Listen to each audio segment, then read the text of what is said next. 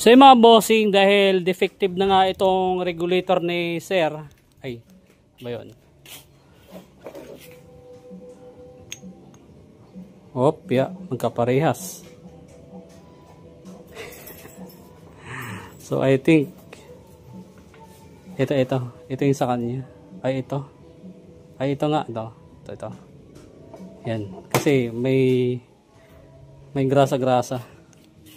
So ito yung sa kanya mga bossing, defective na nga ito. So hindi naman natin ito pwedeng gamitin dito sa motor tapos bagong battery. Useless yung bagong battery na gagamitin natin or ipapalit natin dito while nakasalpak pa rin tong regulator.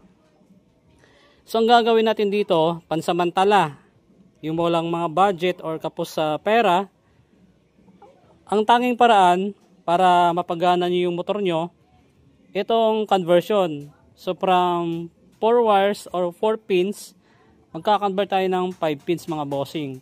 Kaya pwedeng brand ng regulator dito is Lihua o kaya TTGR. Basta mga GY6 mga bossing, yung 5 pins. Okay.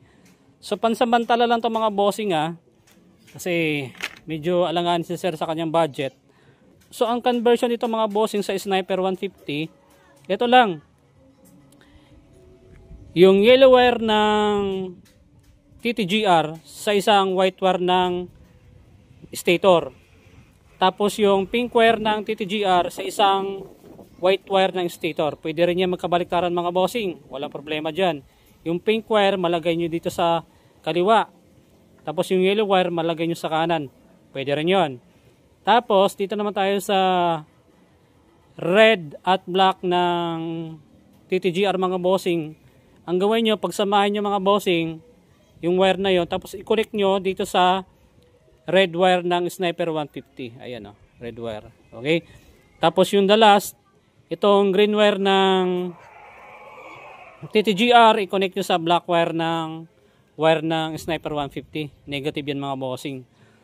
Siya nga pala, yung black nitong TTGR at red wire pinagsama ko kasi para ma-supplyan yung black wire ng regulator na positive para makontrol niya yung voltahe na pinapasa doon sa battery para hindi mag-overcharge. Okay?